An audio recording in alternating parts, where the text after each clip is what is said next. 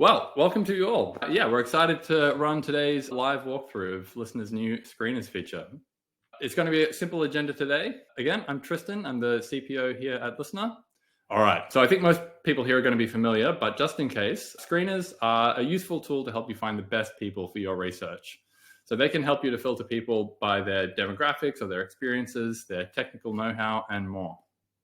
So screeners can be used to filter people really based on anything you like, but some of the most common use cases that we see, brand familiarity. So you may be looking for people who are familiar with your brand and have some experience with your brand that they can speak to, or conversely, maybe people who are not already familiar with your brand, if you want to get sort of fresh opinions or fresh perspectives on something that you're testing. Another common use case is certain interests or experiences. So these are often things like purchase behaviors or purchase intents, or other experiences. And it's particularly useful as well if you're looking for time-bound experiences. So something that maybe happened recently or may happen soon in the future. Especially when you're working with a panel, you might find that you can target people based on certain attributes. For example, maybe people who own a car, but you may want to filter in further to people who say purchased a car in the last 12 months. And screeners are a good use case for that. You may be looking for people with specialized knowledge. So again, a demographic filter on a panel may allow you to filter to people who are from a certain industry or have a certain job role. But if you want specialized knowledge or a certain level of knowledge, a screener might help you zero in on people like that. And the last common use case is sensitive topics. So if you're doing some research around a sensitive topic, it can be best to let participants know ahead of time and just to collect their consent and filter down to people who are happy to answer questions on that sensitive topic before you get started. So on Lyssna, you can use screeners now for all study types. So on moderated studies where you're performing interviews, you can use screeners when recruiting applicants for those interviews.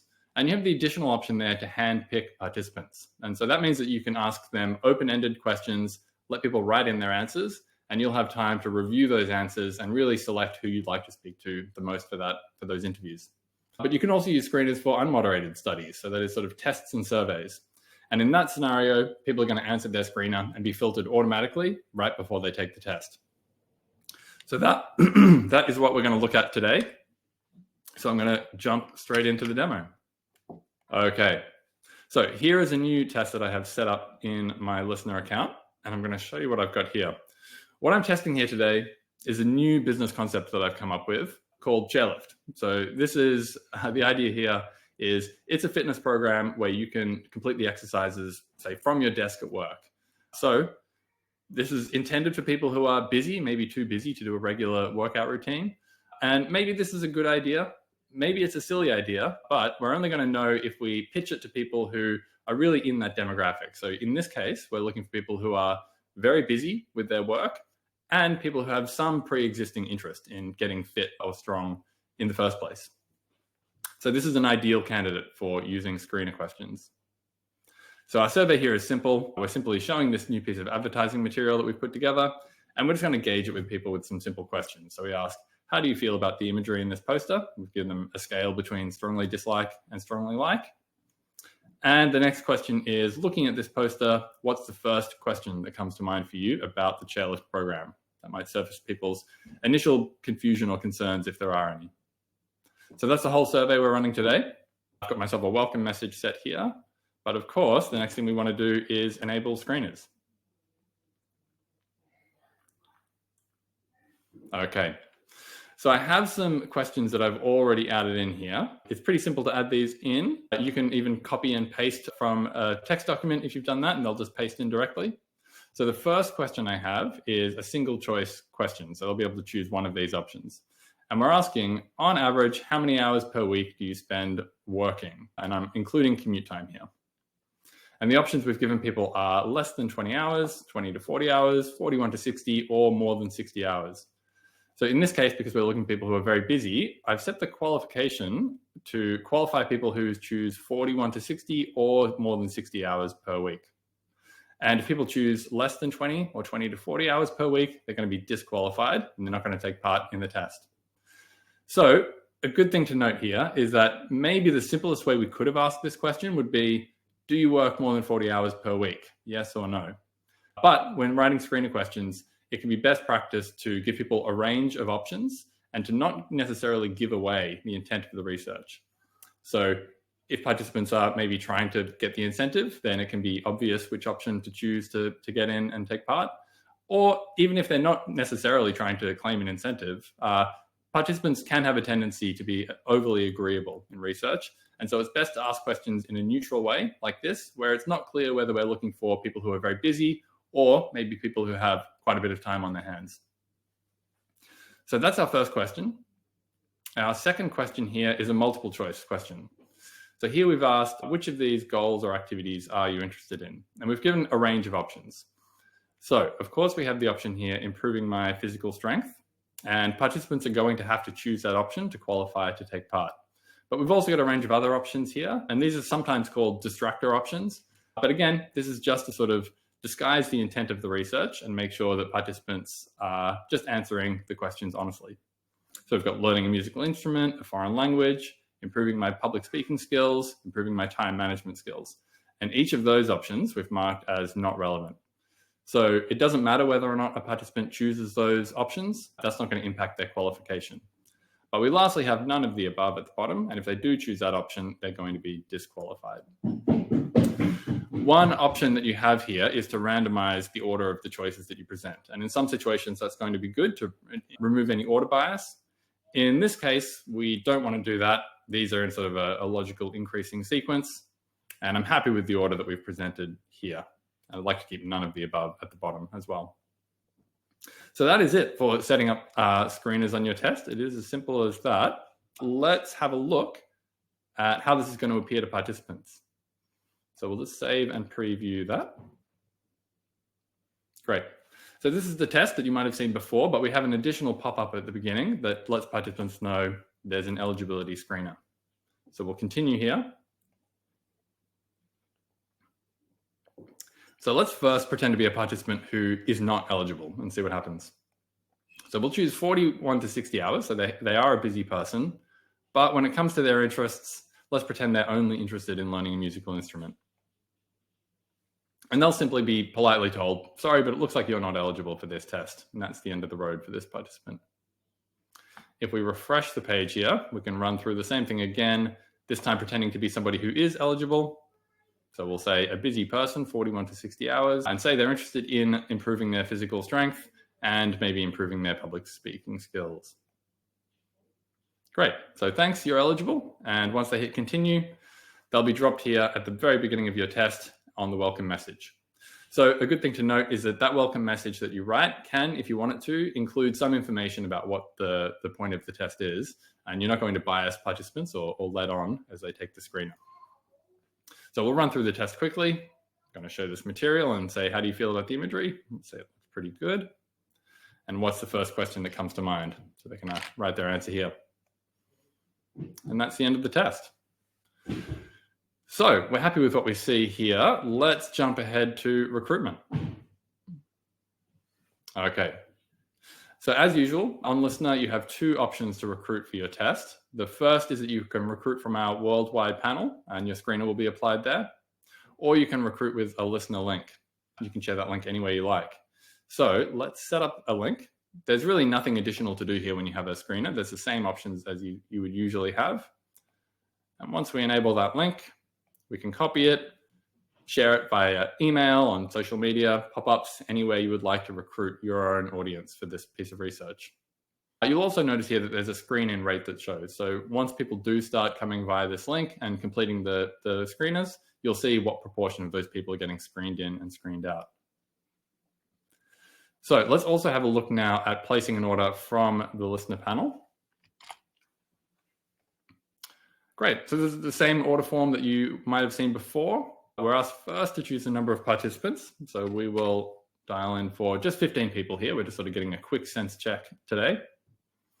And we can choose some demographics as well.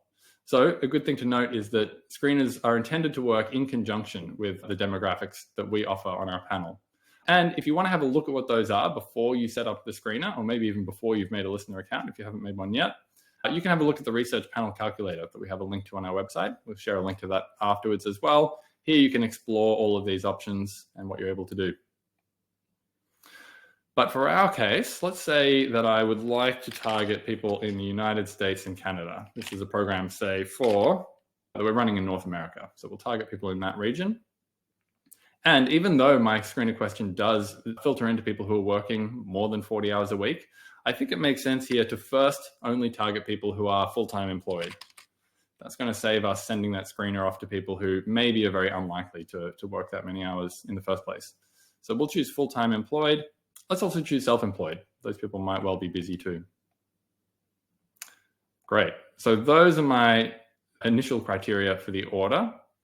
You'll also notice here that the screener is confirmed to be enabled on this order, and we're asked to provide an estimated screen-in rate. So all that we're asking you here to answer is your best guess of what proportion of these people who you've targeted you think will also qualify through your screener questions. So in this case, I'm going to guess 25 to 50% of people who are full-time employed. A lot of people are interested in improving their fitness and strength, and full-time employed people are very likely to work long hours. So it's good to note that you really don't have to get this right. There's no penalty if you get it wrong. All that the estimated screen-in rate really allows us to do is to provide you with a more accurate estimate of the turnaround time for your order. It's going to differ if your order has a really high screen-in rate and most people are able to take part, versus if you're screening out most people. That might take a bit longer. The only firm requirement here is that your order does have to retain a screen-in rate of over 10% once we've gotten a good sample of participants. And the reason for that is that we do compensate participants who are screened out. They are still incentivized for answering the screener questions. So we can't accept an order where there's going to be a very, very low screen-in rate. Okay, so we've provided that estimate. We can have a look at the order breakdown here. So for the test itself, it's going to be 3 credits per response, which for 15 responses is 45 credits or $45. And there's also a screener fee of 2 credits per response. Again, it doesn't matter how many people get screened out, as long as you retain that minimum screen-in rate. That's a flat fee for the responses that are screened in. So that's 30 credits. So overall, 75 credits or $75 for this test. And we can see that it's going to be turned around in about 7 minutes. So we could submit that order. But through the magic of having done this yesterday, I have a test here where I've already completed the same test. So this is the exact same test as we saw and the exact same screener questions as we just set up on the other test. And we've got now 15 responses here already. So we can see 15 responses here. These are all people who did pass the screening criteria. Let's have a look at what they said. So we have our design survey, our simple design here. How do you feel about the imagery on this poster? I would say mixed responses here, maybe okay, but definitely some questions. And what are your first questions about the chairlift program? Not sure how practical this would be. I would say fair enough. Okay. So you'll notice here that we're not currently showing the answers to the screening questions in amongst the results of the test. That's actually a point we would love your feedback on. Would you like to see the answers to the screeners on this page or maybe in some other way? But for the time being, where you can see them is if you export the results as a CSV, each response that you show there will have the screener answers included in it. And over on the side view here, if you look at the participants, each participant, if you open them up, so let's open up this person here, is going to show their screener answers. So here we have somebody from the US, they're full-time employed, and their screener answers are they work 41 to 60 hours, and among other things, they are interested in improving their physical strength. So they came in. So that is it. That's our demo for today. Setting up screeners on a test is pretty quick and simple, and I would love to switch over to answer any of your questions. Okay. So Dan Moon has asked the question, can potential respondents retake the screener? I'm curious if their IP address will be noted. This is because I'm concerned that a bad actor will try to lie and pretend to be qualified by remembering which answers disqualified them and game the system. That's a good question. So this differs depending on whether this is a participant from our panel or one that you've recruited from your own audience. So if it's somebody from your own audience, the way that it works is that they will not be able to take the test twice by simply reloading the window, as I did in the preview. In the preview, you can just reload the window and go again and again. But in a real life situation, unless you enable the kiosk mode setting on the link, they're not going to be able to reload the page and take the test again.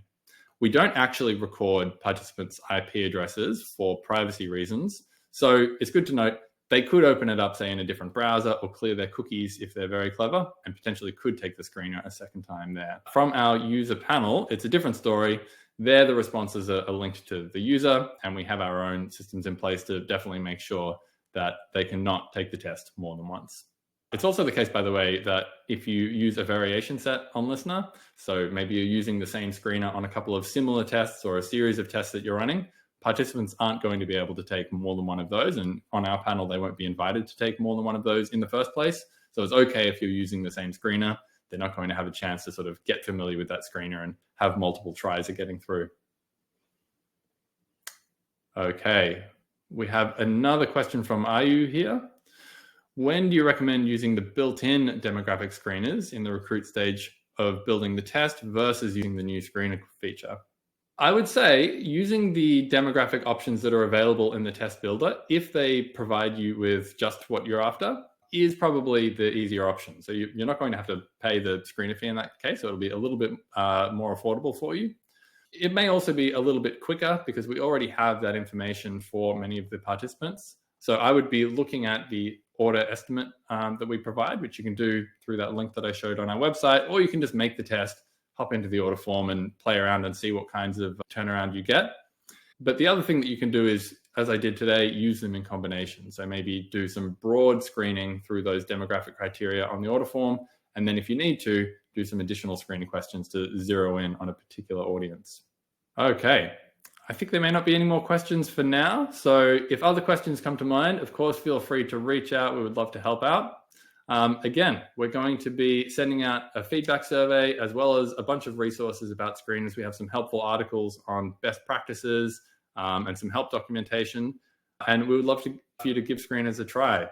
It's free to sign up for a Lyssna account. Screeners are available on all plans, including the free plan. So you don't need to subscribe to give it a try. And again, you can just make a test and play around on the order form if you want to get a sense of the feasibility of the order that you're considering.